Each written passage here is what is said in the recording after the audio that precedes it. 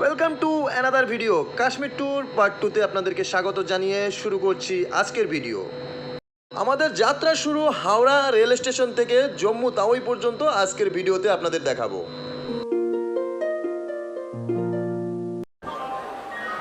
আমরা এখন হাওড়া রেল স্টেশনে অপেক্ষা করছি। আমাদের এবারের যাত্রাতে আমাদের সাথে বাংলাদেশ থেকে আগত আরও রয়েছেন 10 জন সহযাত্রী। আমরা ধীরে ধীরে এগিয়ে চললাম আমাদের নির্দিষ্ট সিটের সন্ধানে। ইতিমধ্যে আমরা ট্রেনে উঠে পড়েছি এবং উপভোগ করছি এই যাত্রাটি। আমাদের যাত্রাটি মার্চের শুরুর দিকে হলেও কুয়াশাচ্ছন্ন পরিবেশ এখনও কেটে ওঠেনি, শীতের ছোঁয়া এখনও রয়ে গেছে।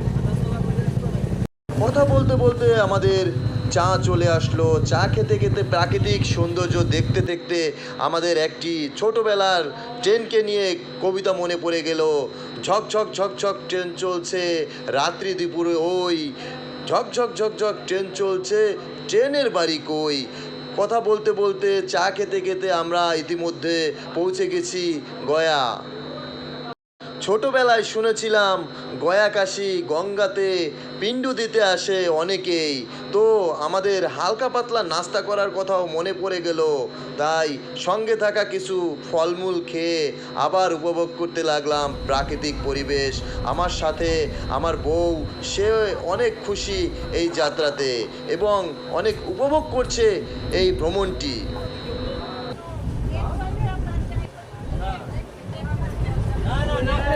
আপনাদের তো বলাই হয়নি, এবারের প্রথম ট্রেন জার্নি ছিল আমাদের জালন্ধার ক্যান্টনমেন্ট পর্যন্ত।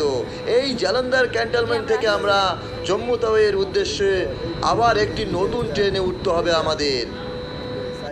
আমরা সেই নতুন ট্রেনের জন্য অপেক্ষা করছিলাম, আর এখন যে ট্রেনটি চলে যাচ্ছে এই ট্রেনেই আমরা চলে এসেছি হাওড়া স্টেশন থেকে জালন্ধার ক্যান্টনমেন্ট পর্যন্ত। জালন্ধার ক্যান্টনমেন্ট থেকে আমরা এখন অন্য নতুন একটি ট্রেনে উঠব, যে ট্রেন আমাদেরকে নিয়ে যাবে জম্মু তাওয়াই পর্যন্ত। এখানে কিছু সময় আমরা সবাই মিলে ফটোশ্যুট করতে থাকলাম এবং ইতিমধ্যে আমাদের নতুন যে ট্রেনে যাত্রা করব জম্মু পর্যন্ত সেই ট্রেন চলে এসেছে। আমরা আবার যাত্রা শুরু করব এখান থেকে জম্মু তাওয়াইয়ের উদ্দেশ্যে। তো সঙ্গেই থাকুন আর দেখতে থাকুন এই সম্পূর্ণ ভিডিওটি।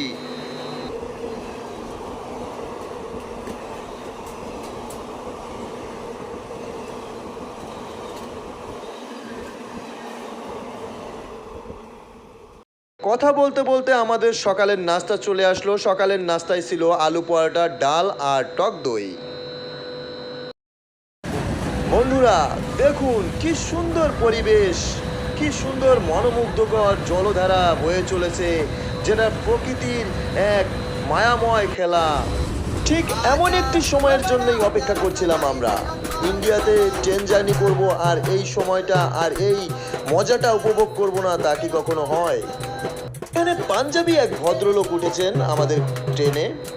তিনি তার সুন্দর চমৎকার কণ্ঠস্বরে গান শুনিয়ে আমাদেরকে মনোরঞ্জন করছেন এবং তার দৈনন্দিন যে উপার্জনের এটাই একমাত্র লক্ষ্য, এটা বোঝা যাচ্ছে বা এটা আমাদের বুঝতে বাকি থাকলো না। তবে হ্যাঁ, টাকার ভয় না পেয়ে তার সাথে আনন্দিত হতে থাকলাম আমরা সকলে।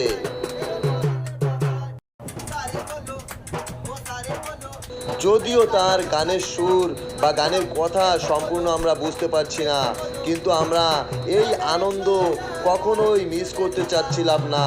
তাই সকলে তার সাথে একসাথে গান গেয়ে চললাম, যে গান আমরা কেউই বুঝতে পারিনি। দেখতে দেখতে চমৎকার লেগেছিল। খুব কাছাকাছি চলে এসেছি আমরা। লাস্টবারের মতো জম্মু দেখে নিচ্ছি এবং জম্মু থেকে শ্রীনগর যাবার যে সৌন্দর্য বা যে অপরূপ মায়াময় ছায়াপথ ধরে আমরা চলেছি, সেটা না দেখলে বা নিজ চোখে না উপভোগ করলে ক্যামেরার চোখে আপনাদেরকে বোঝানো যাবে না। দেখুন পাহাড়ি রাস্তায় কুয়াশা ও মেঘের খেলাতে আমরা ভেসে চলেছি মনে হয় এক স্বর্গ রাজ্যে। জম্মু থেকে আমরা বাসে করে শ্রীনগরের উদ্দেশ্যে রওনা হলাম। একের পর এক নতুন নতুন টানেল আমাদের সামনে পড়তে থাকলো এবং সবাই উচ্ছ্বাসিতভাবে সেগুলো উপভোগ করতে থাকলাম।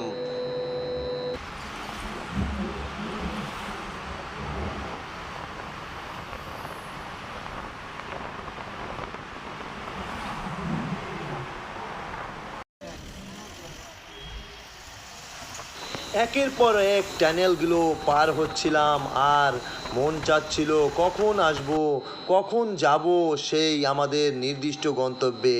দেখতে দেখতে দূর থেকেই হঠাৎ করেই দেখা মিলল রাতের আকাশের শ্রীনগর যে আলোকিত হয়ে আছে, সেটাই আমরা দূর থেকে এক পলক দেখে নিলাম শ্রীনগরের সৌন্দর্য। দূর থেকে শ্রীনগর শহরটি মনে হচ্ছিল একটি দূর আকাশে তারা জ্বলজ্বল করছে।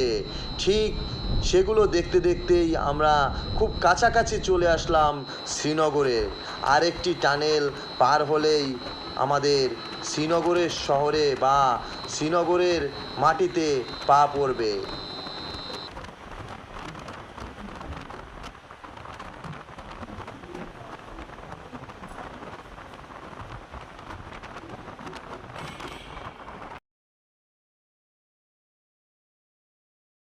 অবশেষে দিন রাত যাত্রা শেষে শ্রীনগর হোটেলে চলে আসলাম এবং এসেই সাথে সাথে আমরা সবাই ক্ষুধার্তভাবে বসে আছি খাবার টেবিলে, যে যার মতো খাবারের জন্য আমরা কয়েকটা দিন কাটাবো সেটি এক পলক দেখে নেওয়া। আজকের মতো এ পর্যন্তই। পরবর্তী ভিডিওতে আপনাদেরকে দেখাবো শ্রীনগর থেকে সোনমার্গ যাবার যাত্রা। এবং এই ভিডিওগুলো যদি আপনাদেরকে একটুও ভালো লেগে থাকে তাহলে আমার চ্যানেলটি সাবস্ক্রাইব করে আমার সাথেই থাকুন, বেল আইকনটি বাজিয়ে দিন।